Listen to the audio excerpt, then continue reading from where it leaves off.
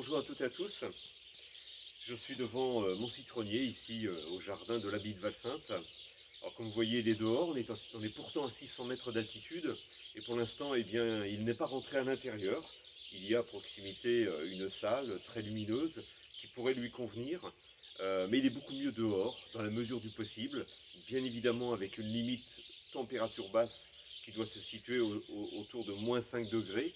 Le pied pourrait résister encore à plus bas, mais ce sont les fruits qui pourraient geler à des températures en dessous de zéro.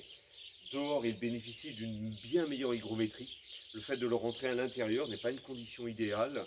On voit souvent des feuillages qui s'enroulent, des feuilles qui jaunissent, qui tombent aussi quelquefois.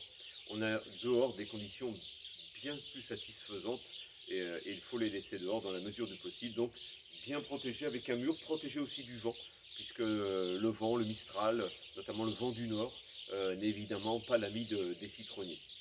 On continue de les arroser l'hiver. Dehors, bien évidemment, la pluie est là pour arroser bien souvent, mais en absence d'eau de pluie pendant 2 ou 3 semaines, eh bien, il faudra envisager de maintenir le substrat toujours légèrement humide pour les agrumes.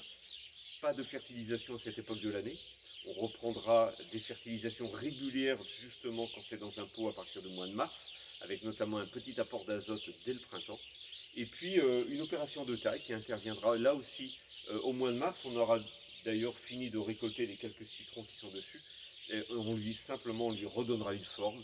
La taille n'est pas compliquée, on tient une forme euh, tout à fait à ce citronnier. Voilà, mais on reparlera de la taille évidemment en temps voulu. À bientôt.